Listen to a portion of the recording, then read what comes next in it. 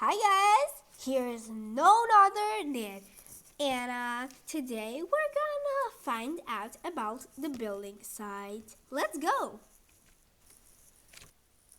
Building site machines need to move heavy loads. Bulldozers clean away rubble using a huge steel blade. White crawler tracks helps the bulldozer drive over bumpy ground. To build tall buildings, workers need a tall machine. The driver controls the crane from the cabin. The heavy load is fixed on a hook and a cable. This part of the crane is called the jib. These pulleys slide along the jib to move the load. Tower cranes lift materials up to where they are needed. A motor pulls this cable to lift it on the load. Concrete blocks keep the crane balanced. To reach the cabin, the driver climbs a ladder. The crane is fixed on concrete slabs so it doesn't tip over. To build the crane higher, the top part is lifted up by a ramp.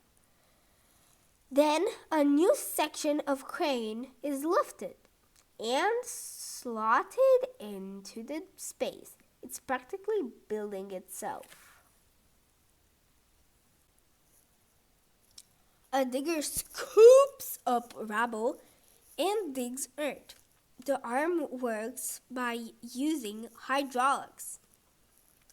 The driver uses controls to make the arm move up or down, or in or out. The cabin turns around to dig in different spots. A steel bucket scoops up rubble. The bucket has sharp metal teeth to dig into the ground. This is the hydraulic arm.